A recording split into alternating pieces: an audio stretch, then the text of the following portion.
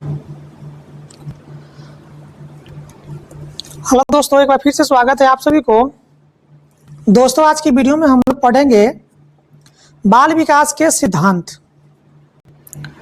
जो आपका एग्जाम में पूछा जाता है प्रश्न सीडीपी से पेपर 1 और 2 दोनों में। बाल विकास के सिद्धांत, ठीक है। यह जो आपका चैप्टर है बाल विकास का सिद्धांत, यहाँ से आपका निश्चित रूप से प्रश्न पूछता है आपके सीडीपी में, ठीक है, पेपर 1 और 2 दोनों में। बाल विकास के सिद्धांत, इससे संबंधित 100% प्रश्न पूछता है आपका सीडीपी में। यह सीडीपी का बुक है। थ्योरी पढ़िएगा, मैं पढ़ा दूंगा थ्योरी। क्वेश्चन कहिएगा तो क्वेश्चन में डायरेक्ट क्वेश्चन में करा दूंगा, ठीक है। थ्योरी भी पढ़िएगा तो मैं पढ़ा दूंगा अभी थ्योरी को। और थ्योरी समाप्त होने के बाद इसके नीचे ये जो थ्योरी है इसी पर क्वेश्चन आपका पूछता है अभ्यास का, ठीक है। तो थ्योरी को पहले पढ़ लीजिए ताकि आपको और जानकारी, डीप नॉलेज हो जाएगी कि बाल विकास का सिद्धांत क्या है, ठीक है।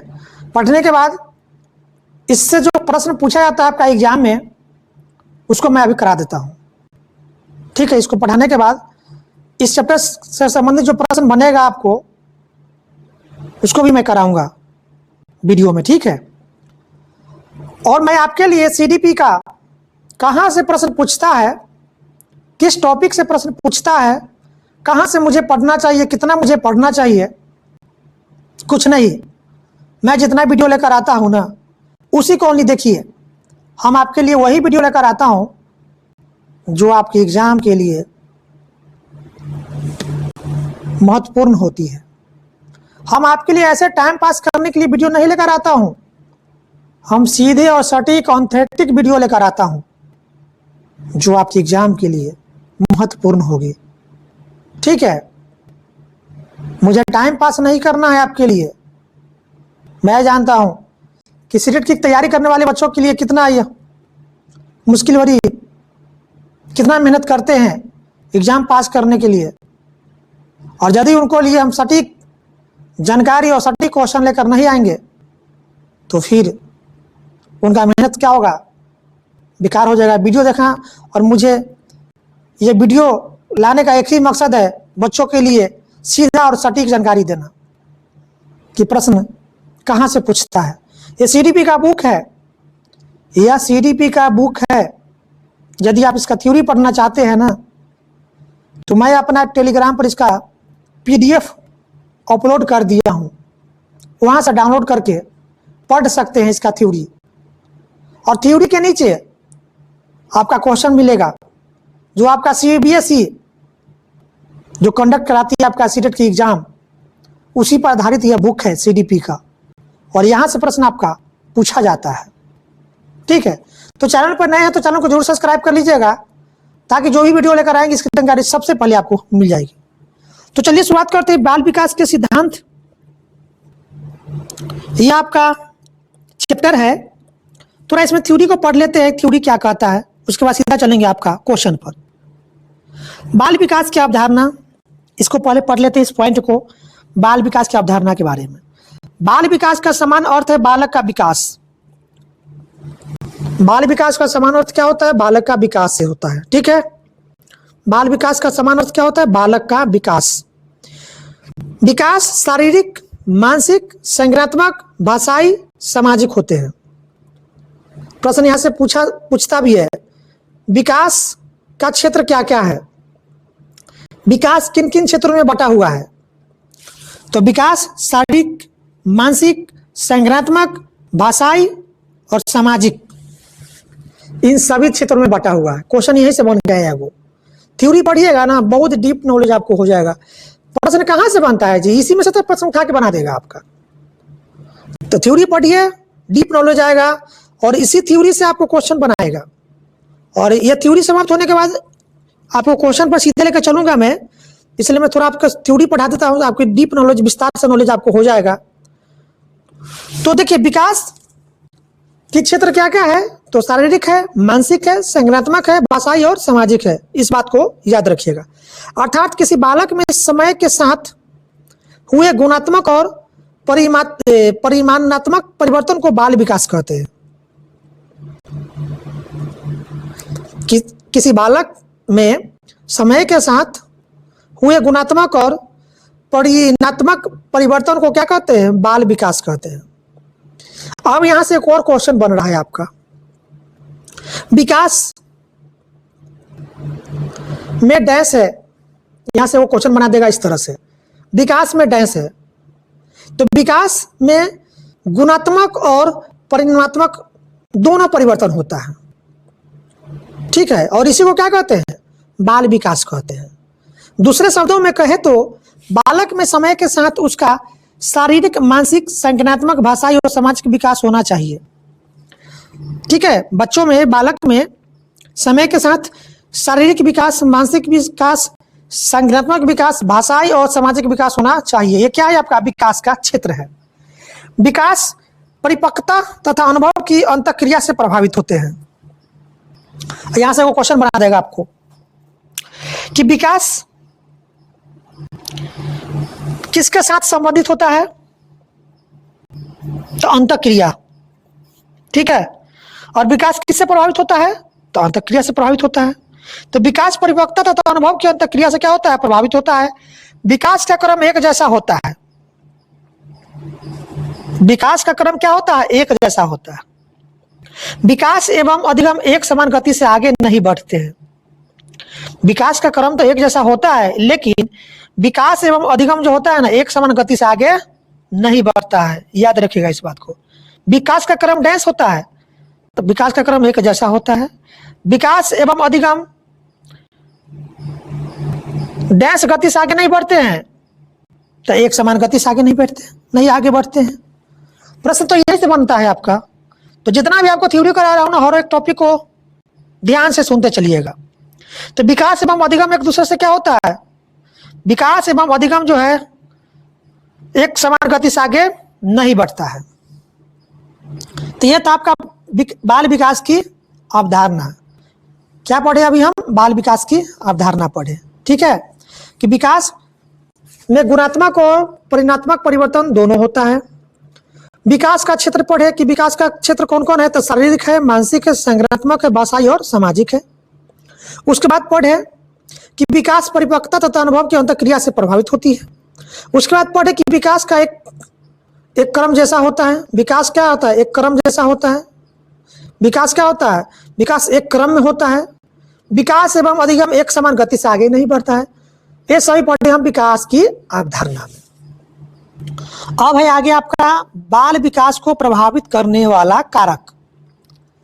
बाल विकास को प्रभावित करने वाला कारक कौन कौन कारक है जो बाल विकास को प्रभावित करता है? पहला है आपका आंतरिक कारक। पहला है उसका आंतरिक कारक, यानी उसके अंदर की वातावरण कारक। इसमें आंतरिक कारक में क्या क्या कौन कौन आता है? वंशानुगत कारक के कारण बालक के रंग, रूप, आकार, शारीरिक गठन, ऊंचाई इत्यादि प्रभावित होती है, ठीक है। वंशानुगत कारक के कारण बालक के रंग, रूप, आकार, शारीरिक गठन, ऊंचाई इत्यादि क्या होता है? प्रभावित होता है, ठीक है। दूसरा है इसमें बुद्धि भी एक आंतरिक कारक है। बुद्धि भी क्या है? एक आंतरिक कारक है जो सीखने की योग्यता, समस्या समाधान, तार्किक और निर्णय लेने की क्षमता में महत्वपूर्ण भूमिका निभाती है। हम अपने बुद्धि के द्वारा क्या चीज करते हैं? तो किसी चीज पर क्या करते हैं? तर्कना करते हैं। किसी चीज पर क्या करते हैं? निर्णय लेते हैं, ठीक है। ये सब क्या किसके कारण करते हैं? बुद्धि के कारण करते हैं। तो बुद्धि भी एक क्या है? आंतरिक कारक है जो मुझे सीखने की योग्यता, समस्या समाधान, बुद्धि से हम किसी समस्या का समाधान निकालते हैं ना, किसी चीज पर तर्कना करते हैं, तार्किक रूप से सोचते हैं, विचार करते हैं, निर्णय लेते हैं। ये सभी चीज किसके द्वारा करते हैं? बुद्धि के द्वारा करते हैं, ठीक है। तो बुद्धि भी एक आंतरिक कारक है जो सीखने की योग्यता, समस्या समाधान, तार्किक और निर्णय लेने की क्षमता में महत्वपूर्ण भूमिका निभाती है।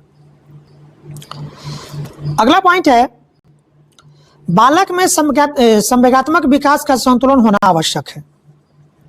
बालक में संवेगात्मक विकास का संतुलन होना क्या है, बहुत ही जरूरी है, क्योंकि यह बालक के सामाजिक, शारीरिक, मानसिक तथा नैतिक विकास को पूरी तरह प्रभावित करता है। यदि बच्चों में संवेगात्मक विकास का संतुलन नहीं होगा तो इससे किस किस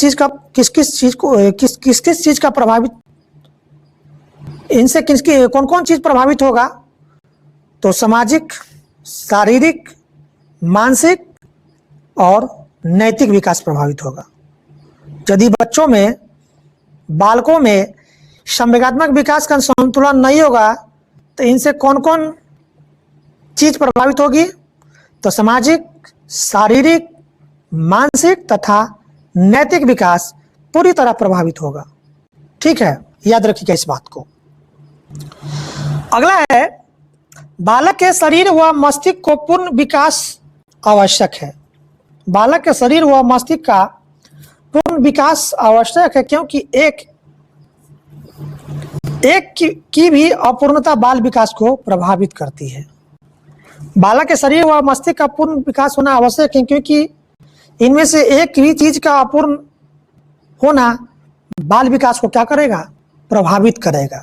ठीक है, इसलिए बालक के शरीर को मस्तिष्क का पूर्ण विकास होना जरूरी है, क्योंकि इनमें से किसी एक भी चीज की कमी हो जाती है तो बाल विकास को क्या करेगा, प्रभावित करेगी। ठीक है, ये तो है। हम पढ़े आंतरिक कारक, विकास को प्रभावित करने वाला आंतरिक कारक कौन कौन है, इसके मुद्दे पर बात की है। और दूसरा है आपका विकास का बाह्य कारक। विकास का बाह्य कारक, आसपास का वातावरण भी बाल विकास को प्रभावित करता है। आसपास का वातावरण भी क्या है, बाल विकास को क्या करता है, प्रभावित करता है। जैसे प्रदूषण रहित वातावरण है या प्रदूषण है, साथ ही भौतिक सुविधाएं कितनी उपलब्ध है। जैसे आपके आसपास का वातावरण यदि प्रदूषित है तो वहां विकास क्या होगा, नहीं होगा, असंभव है। ठीक है, तो बच्चों में विकास को प्रभावित करने वाला कारक में, बाह्य कारक में आपका क्या होगा, आसपास का वातावरण। ठीक है, यदि वातावरण सही है तो वहां बच्चों की विकास अच्छा होगी। ठीक है, यदि वातावरण जहां पर खराब है वहां पर बच्चों की विकास क्या होगा, अच्छा नहीं होगी, खराबी होगी ना। क्योंकि बच्चे जो है ना समाज से सीखते हैं, अपने आस पड़ोस से भी सीखते हैं। ठीक है, तो यदि आसपास का वातावरण सही नहीं रहेगा तो वहां क्या होगा, बाल विकास क्या होगा, प्रभावित होगी। ठीक है, दूसरा, परिवार की सामाजिक आर्थिक स्थिति का भी बालक के विकास पर प्रभाव पड़ता है। यदि परिवार की आर्थिक स्थिति खराब है तो क्या है, बालक के विकास पर भी क्या है, प्रभाव पड़ेगा। यह स्थिति बालक के शारीरिक और मानसिक दोनों प्रकार के विकास को प्रभावित करती है। कौन, आपका सामाजिक और आर्थिक स्थिति। सामाजिक और आर्थिक स्थिति, परिवार की सामाजिक और आर्थिक स्थिति खराब है तो इसका प्रभाव बालक के विकास पर भी पड़ता है। ठीक है, और यह प्रभाव आपका शारीरिक और मानसिक दोनों प्रकार के विकास को प्रभावित करता है। कौन, आपका परिवार की सामाजिक और आर्थिक स्थिति। यदि घर की आर्थिक स्थिति ठीक नहीं है तो बच्चों पर क्या है, विकास की क्या है, प्रभाव, विकास की शारीरिक और मानसिक दोनों प्रकार के विकास को क्या करेगा, प्रभावित करेगा। ठीक है, तो बच्चों के विकास में परिवार की सामाजिक और आर्थिक स्थिति का होना क्या है, आवश्यक है, अच्छी होना क्या है, आवश्यक है। क्योंकि परिवार की सामाजिक और आर्थिक स्थिति खराब है तो बच्चों की विकास पर क्या है, यह प्रभाव करता है। ठीक है, अगला, बालक अपने जीवन के अनुभव से भी बहुत कुछ सीखता है। बच्चे जो है अपने जीवन के अनुभव से भी बहुत कुछ सीखता है। यदि अनुभव सकारात्मक होगी तो सोच की भी सकारात्मक होगी। यदि अनुभव सकारात्मक होगी तो सोच भी कैसा होगा, सकारात्मक होगी। और यदि अनुभव नकारात्मक होंगे तो सोच भी नकारात्मक होंगी। ठीक है, दोनों ही मानसिक विकास को विशेष रूप से प्रभावित करते हैं और उनका प्रभाव शारीरिक विकास पर भी देखने को मिलता है। बच्चे जो होते हैं वो अपने जीवन के अनुभव से भी सीखते हैं। यदि उनका अनुभव नेगेटिव होगा तो सोच भी नेगेटिव होगी, यदि उनका अनुभव पॉजिटिव होगी तो सोच भी पॉजिटिव होगी। तो इसका क्या है कि बच्चा जो है ना अपने जीवन के अनुभव से भी सीखते हैं। यदि उनका अनुभव सकारात्मक होगी तो सोच भी सकारात्मक होगी, यदि उनका अनुभव नकारात्मक होगी तो सोच भी नकारात्मक होगी। तो दोनों ही मानसिक विकास को क्या करेगा, विशेष रूप से प्रभावित करेगा। उसका प्रभाव शारीरिक विकास पर भी देखने को मिलता है। ठीक है, तो ये था आपका विकास के बाह्य कारक। बालक के विकास पर आंतरिक और बाह्य दोनों कारक का प्रभाव पड़ता है। बालक के विकास पर आंतरिक और बाह्य दोनों कारकों का क्या है, प्रभाव पड़ता है। यही वजह है कि हम बालकों को उचित वातावरण उपलब्ध कराने का प्रयत्न करते हैं। बच्चों के विकास में आंतरिक और बाह्य दोनों कारक क्या है, प्रभावित करता है। यही कारण है कि हम बालकों को उचित वातावरण उपलब्ध कराने का क्या करते हैं, प्रयास करते हैं, जिससे उनका विकास उचित दिशा में हो सके। जहाँ की वातावरण अच्छी होगी, जिसका परिवार में वातावरण अच्छे हैं, जिनका परिवार अच्छे हैं, जिनकी परिवार की पारिवारिक स्थिति आर्थिक रूप से अच्छे है, वहाँ पर क्या है, बच्चों की विकास अच्छी होगी। ठीक है, क्योंकि बच्चों के विकास पर आर्थिक और सामाजिक स्थिति दोनों का प्रभाव पड़ती है। ठीक है, तो बालकों के विकास पर आंतरिक और बाह्य दोनों कारकों का प्रभाव पड़ता है। यही वजह है कि हम बालकों को उचित वातावरण उपलब्ध कराने का प्रयत्न करते हैं, जिससे उनका विकास उचित दिशा में हो सके।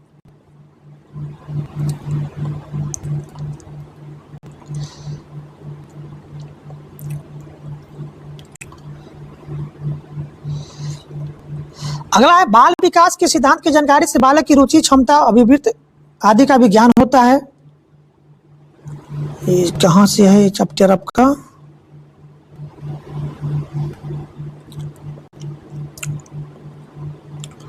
देखिए अगला है इसमें कि बाल विकास सिद्धांत की जानकारी से बालक की रुचि, क्षमता, अभिवृत्ति आदि का भी ज्ञान होता है, जो बालकों के पाठ्यक्रम निर्धारण में सहायक होता है।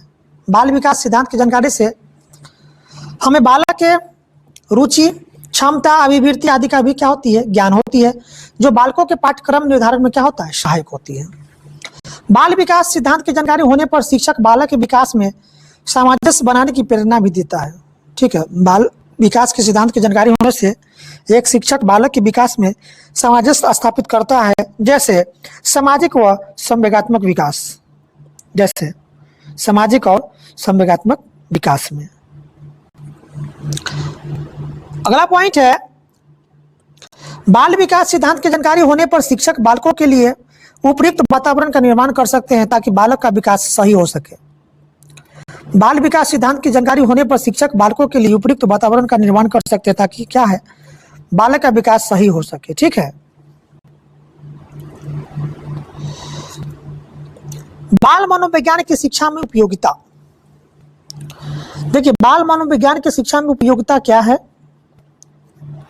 बाल मनोविज्ञान की उपयोगिता निम्नलिखित है।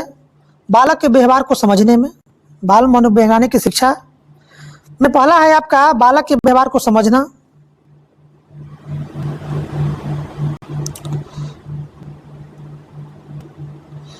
उसके बाद है बालक के स्वरूप को समझना। उसके बाद शैक्षणिक प्रक्रिया को समझना। उसके बाद शिक्षण को प्रभावी बनाना, अध्यापन विधि को प्रभावी बनाना, बालकों को सीखने के प्रति प्रेरित करना, वर्ग अध्यापन के प्रति अभिरुचि को बढ़ाना, भूमिका श्रेणी को समझना,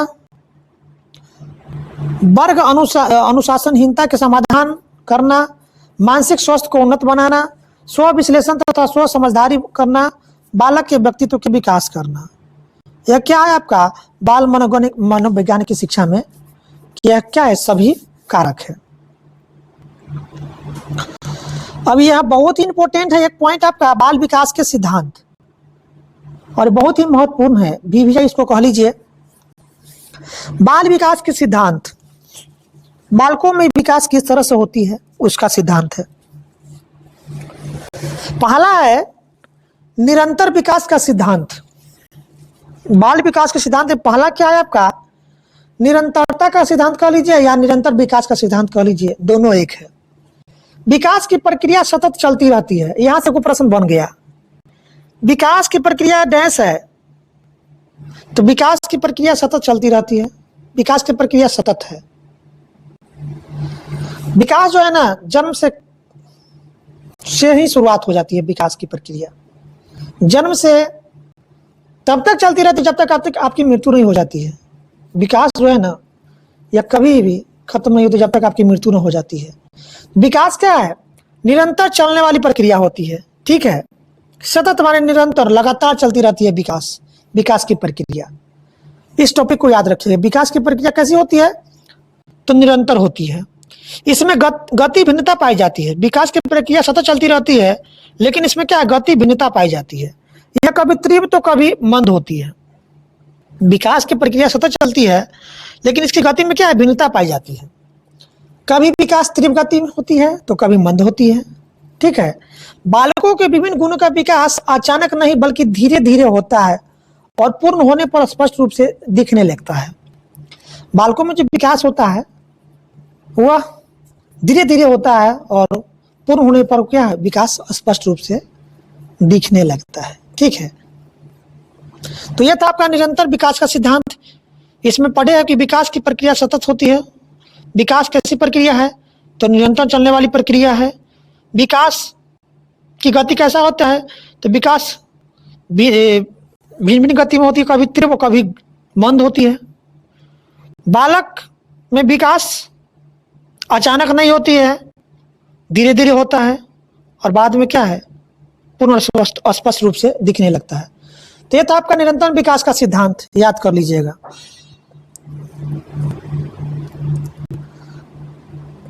अगला, विकास दिशा का सिद्धांत। विकास दिशा का सिद्धांत, इसमें क्या कहता है? विकास दिशा का सिद्धांत, बालक का विकास सिर से पैर की दिशा में होता है।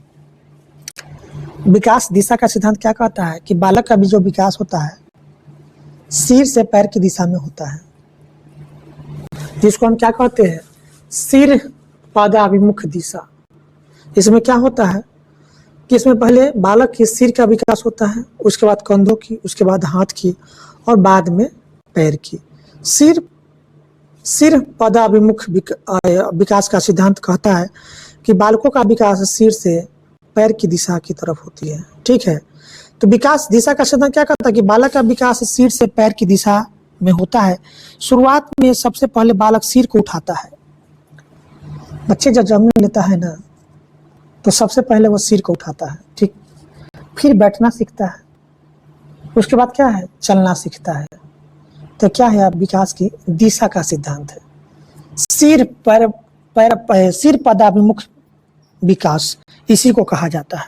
सिर से पैर की दिशा में विकास होता है, सिर पदाभिमुख विकास की दिशा में, ठीक है। सिर से पैर की दिशा में विकास होता है, ठीक है।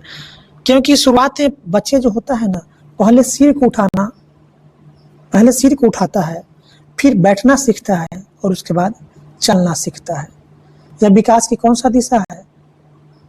तो यह विकास की सिर पदाभिमुख दिशा है, ठीक है। याद रखिएगा इस बात को। दूसरा, व्यक्तिक भिन्नता का सिद्धांत। व्यक्तिक भिन्नता का सिद्धांत, प्रत्येक मानव के विकास का अपना स्वयं का स्वरूप होता है।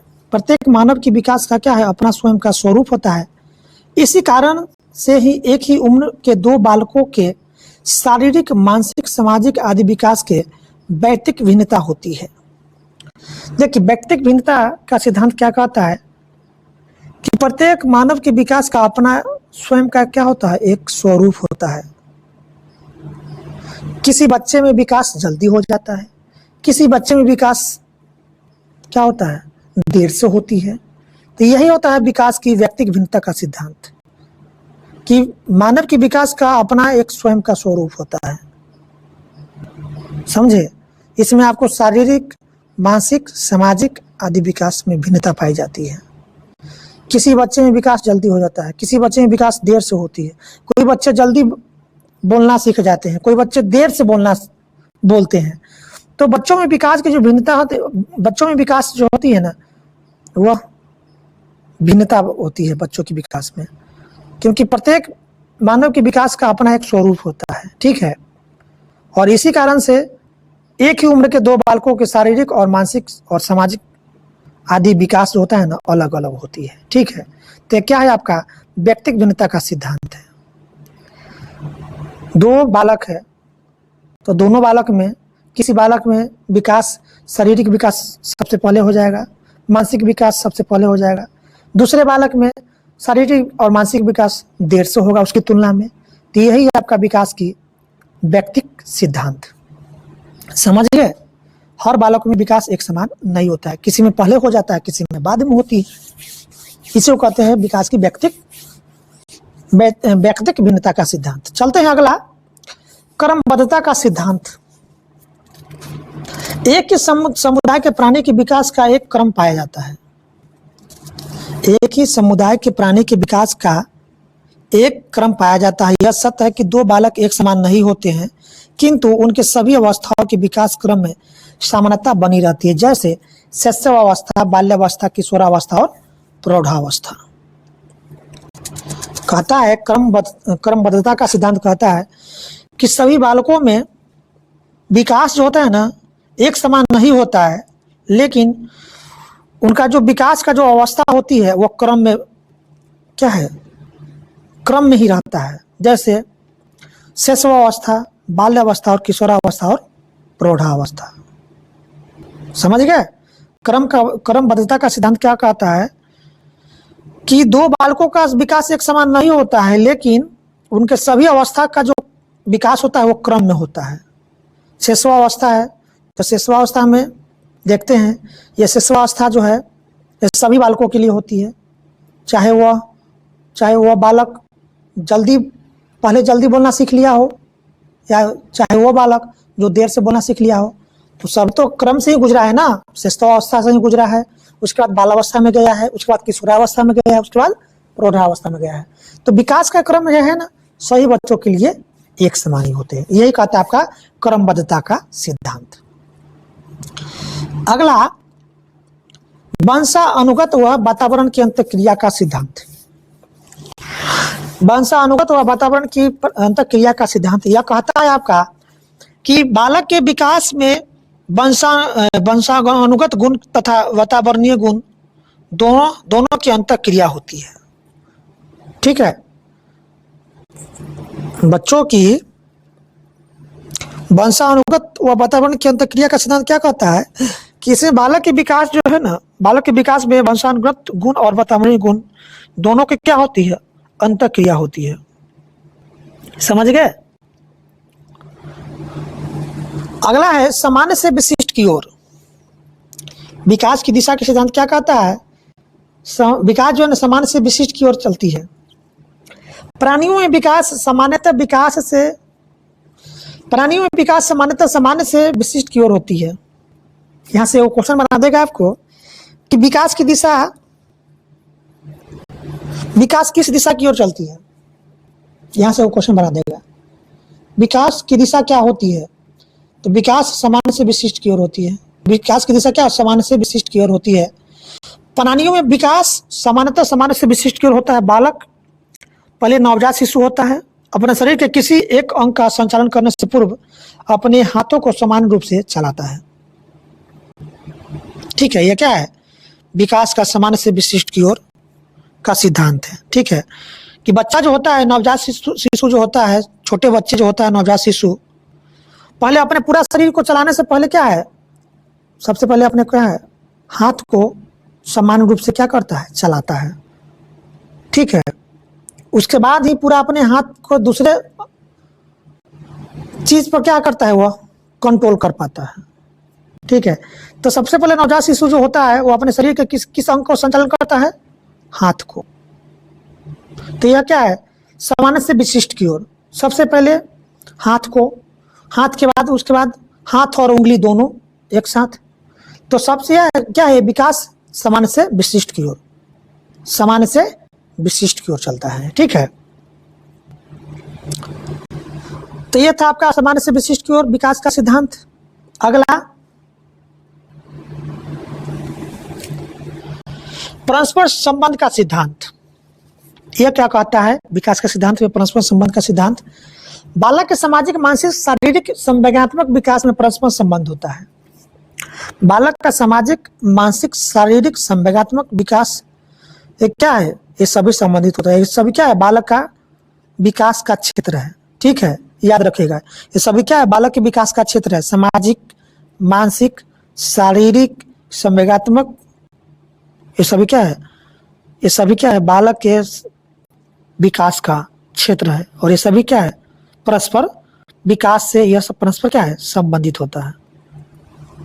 अगला समान प्रतिमान का सिद्धांत।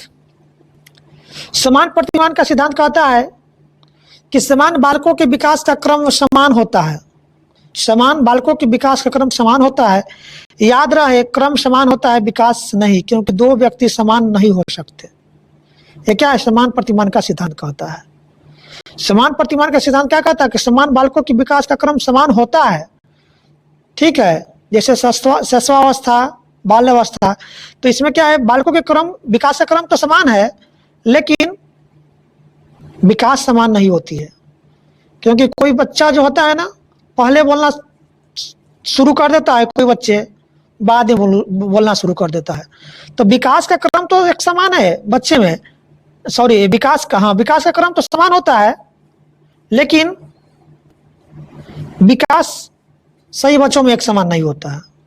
दो व्यक्ति समान नहीं हो सकता है। ठीक है, यह था आपका समान प्रतिमान का सिद्धांत। अब यहां पर है बाल विकास के सिद्धांत का शैक्षिक महत्व। बाल विकास के सिद्धांत का शैक्षिक महत्व क्या है? कि बालक के व्यक्तित्व के सर्वांगीण विकास के लिए शिक्षक को यह जानना महत्वपूर्ण है कि बालक के व्यवहार के कैसे प्रभावित करते हैं। बालक के व्यक्तित्व के सर्वांगीण विकास के लिए एक शिक्षक को जानना जरूरी होता है कि बालक के व्यवहार कैसे प्रभावित हो रहा है। बालक को कब, क्या और कैसे सीखना चाहिए, ये विकास सिद्धांत की जानकारी पर आसानी से सिखाया जा सकता है। बाल विकास के सिद्धांत की जानकारी में बालक को कब, क्या और कैसे सीखना चाहिए, इसकी जानकारी होना चाहिए एक शिक्षक को। बाल विकास सिद्धांत की जानकारी होने पर शिक्षक बालक के विकास को दृष्टि में रखते हुए उससे उतना ही अपेक्षा रखेगा जिससे बालक के अंदर आने वाला नकारात्मक सोच को रोक सकता है। ठीक है, बाल विकास के सिद्धांत की जानकारी होने पर एक शिक्षक के बाल विकास को दृष्टि में रखते हुए उससे उतना ही अपेक्षा करना चाहिए जिससे बालक के अंदर आने वाले नकारात्मक सोच को रोक सकता है। ठीक है, तो यह था आपका बाल विकास के सिद्धांत को शैक्षणिक महत्व।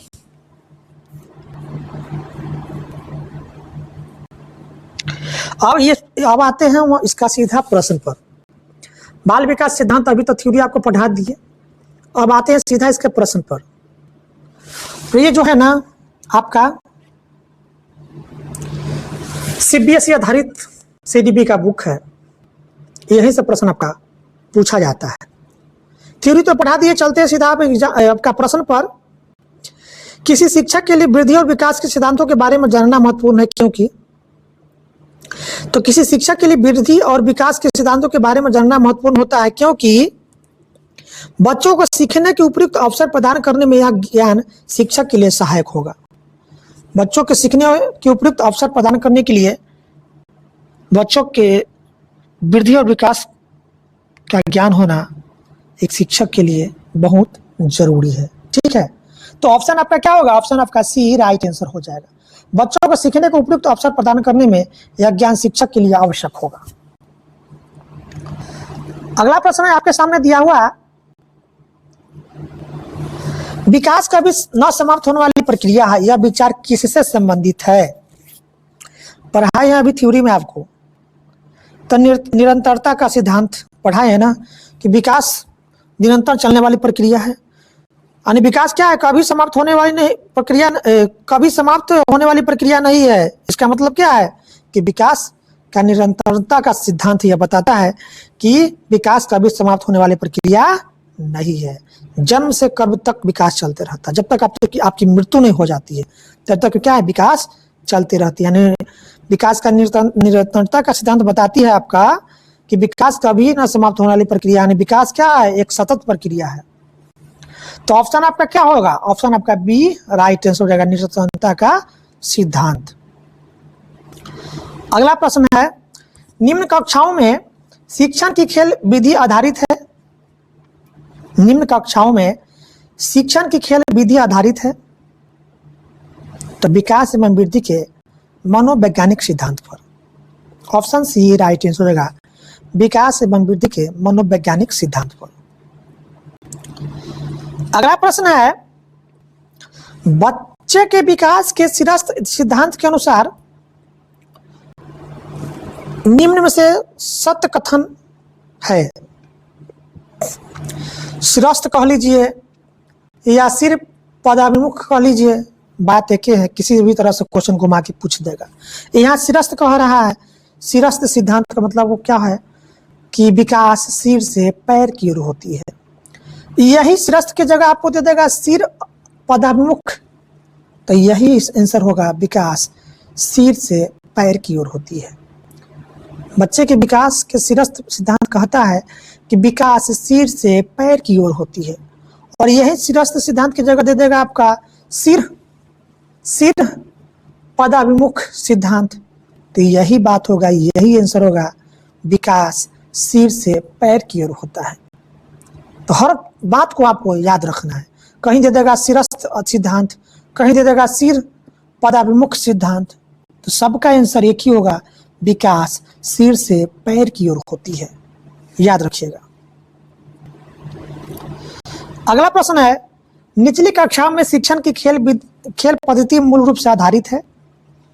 निचली कक्षाओं में शिक्षण की खेल पद्धति मूल रूप से आधारित है तो विकास एवं वृद्धि के मनोवैज्ञानिक सिद्धांतों पर। निचली कक्षाओं में शिक्षण की खेल पद्धति किस पर आधारित होता है, तो विकास एवं वृद्धि के मनोवैज्ञानिक सिद्धांत पर। चलते हैं अगले प्रश्न की तरफ। अगला प्रश्न है, निम्नलिखित में से कौन सा विकास का सिद्धांत है। तो सभी की विकास दर समान नहीं होती है। सभी की विकास दर समान नहीं होती है, यह विकास का सिद्धांत है। ठीक है, विकास का सिद्धांत में है कि सभी का विकास दर क्या होता है, समान नहीं होता है। विकास का क्रम समान होती है, शिशुअवस्था बाल्यावस्था सही बच्चों में होती है विकास का क्रम, लेकिन विकास सभी में एक दर समान से नहीं होती है। ठीक है, तो ऑप्शन आपका बी राइट आंसर होगा, सभी की विकास दर समान नहीं होती है। अगला प्रश्न है आपके सामने। प्रश्न कहता है,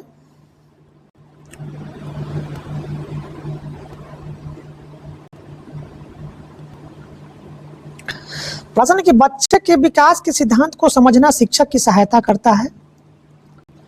तो बच्चे के विकास के सिद्धांतों को समझना शिक्षक की सहायता करता है किस चीज में,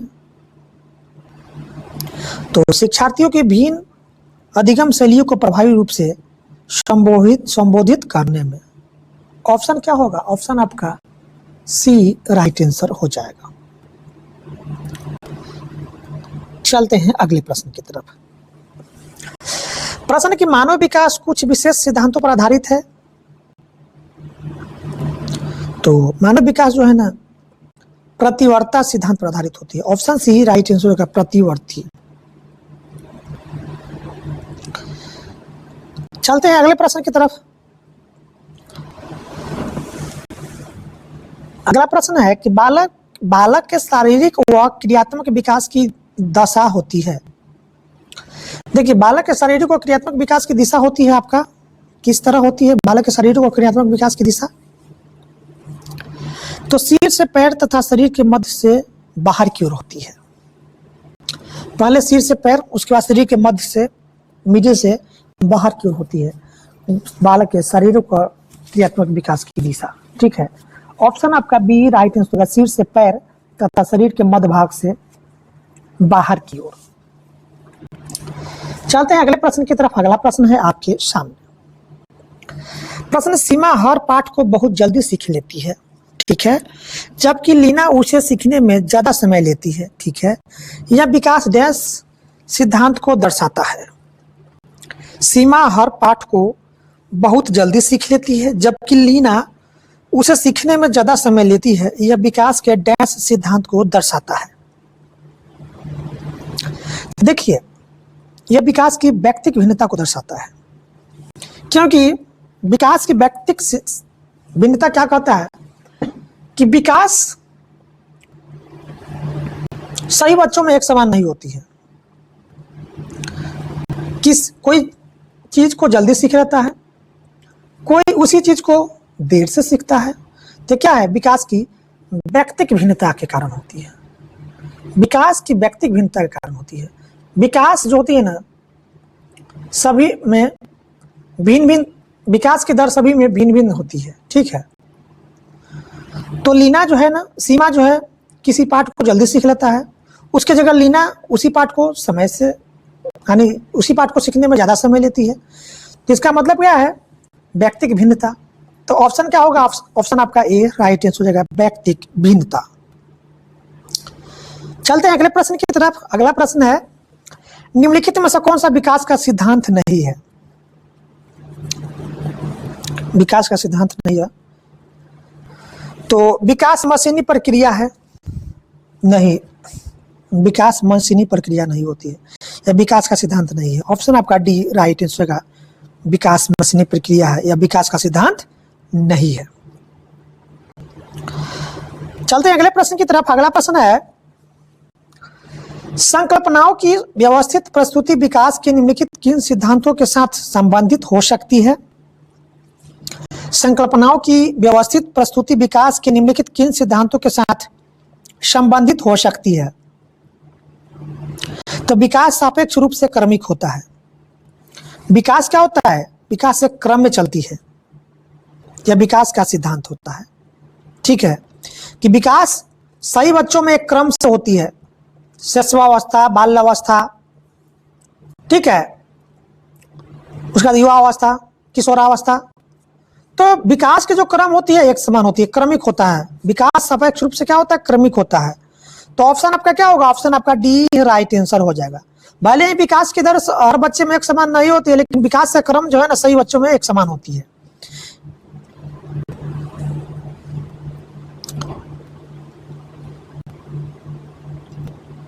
चलते हैं अगले प्रश्न की तरफ।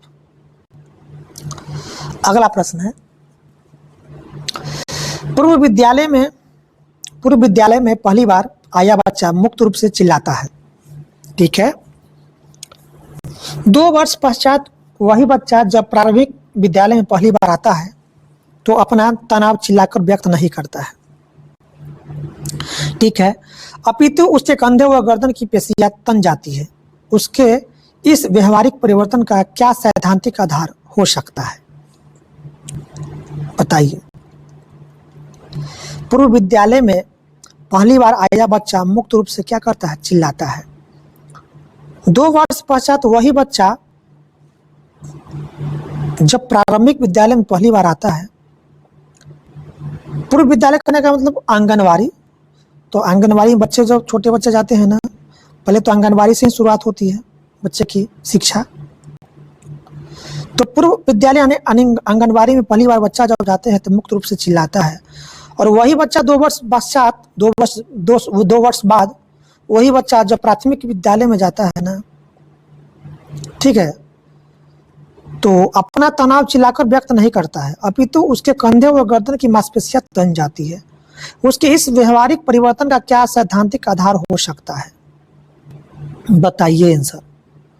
तो विभेद व एकीकरण विकास के लक्षण, विभेद एवं एकीकरण विकास के लक्षण। ठीक है, ऑप्शन आपका एक राइट आंसर होगा, विभेद व एकीकरण विकास के लक्षण।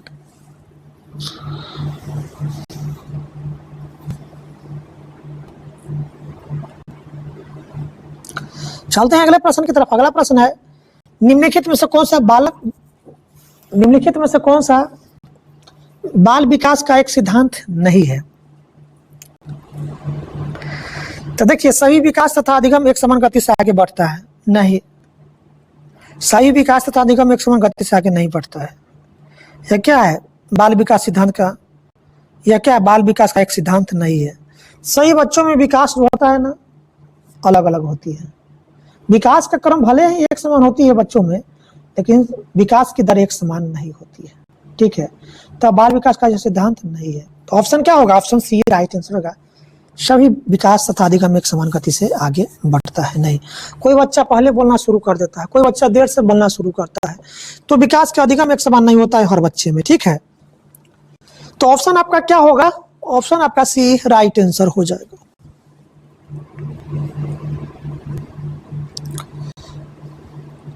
अगला प्रश्न आपके सामने, विकास डैश से डैश की ओर बढ़ता है। अभी आपको पढ़ा है समान विशिष्ट की ओर, विकास के समान से विशिष्ट की ओर आपको सिद्धांत पढ़ाए हैं। विकास के समान से विशिष्ट की ओर अभी सिद्धांत आपको पढ़ाए हैं ना, विकास के सिद्धांत में, गति के विकास के सिद्धांत में। तो विकास डैश से डैश की ओर बढ़ता है, तो समान से विशिष्ट की ओर विकास जो है ना सामान्य से विशिष्ट की ओर बढ़ता है। ठीक है, ऑप्शन क्या होगा आपका? ऑप्शन डी राइट आंसर हो जाएगा, सामान्य से विशिष्ट की ओर।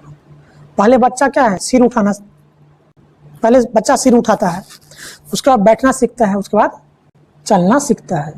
तो विकास क्या है? सामान्य से विशिष्ट की ओर। पहले माथा उठाना शुरू किया, उसके बाद बैठना, उसके बाद चलना।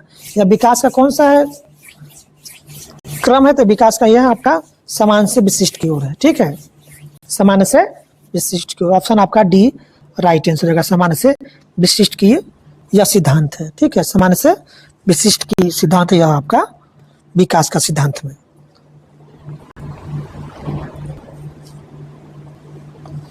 अगला प्रश्न है, इनमें कौन सा विकास का सिद्धांत नहीं है? बताइए। तो विकास केवल संस्कृति से शासित और निर्धारित होता है। विकास केवल संस्कृति से ही शासित और निर्धारित नहीं होता है। ठीक है, विकास जो है ना वातावरण, वंशानुगत सभी से क्या होता है? शासित होता है।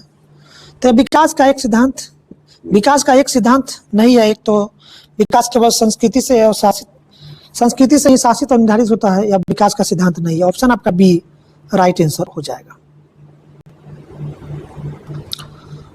अगला प्रश्न है, इनमें कौन सा बाल विकास का एक सिद्धांत है? तो विकास परिपक्व तथा अनुभव के बीच अनुक्रिया की वजह से घटित होता है। सही बात है, विकास परिपक्व और तथा अनुभव के बीच अनुक्रिया की वजह से घटित होता है। यह क्या बाल विकास का एक सिद्धांत होती है। ठीक है, बच्चे धीरे धीरे क्या आता है? परिपक्वता की ओर बढ़ती है, परिपक्वता बढ़ती है तो अनुभव होती है उसको। तो परिपक्वता तथा अनुभव के बीच क्या होती है? अनुक्रिया होती है। तो क्या है आपका बाल विकास का सिद्धांत? ऑप्शन आपका ये राइट आंसर हो जाएगा। तो दोस्तों, इस तरह से बाल विकास सिद्धांत आपको थ्योरी और इसमें जो प्रश्न पूछा गया था, जो आपका प्रश्न पूछा जाता है आपका सीटेट में, सीटीपी से पेपर 1 और 2 दोनों में सभी प्रश्न समाप्त हुआ। इसका थ्योरी भी करा दिए। वीडियो अच्छी लगे तो वीडियो को अधिक से अधिक अपने दोस्तों में शेयर जरूर कीजिएगा। चैनल पर नया है तो चैनल को जरूर सब्सक्राइब कर लीजिएगा। और जितना भी प्रश्न आपको पढ़ा दिए हैं, एक नोटबुक में नोट करते चलिएगा। यही से प्रश्न आपको देखने को मिलेगा सीटेट के एग्जाम में। फिर मिलते हैं अगले वीडियो के साथ। वीडियो देखने के लिए आपका बहुत बहुत धन्यवाद।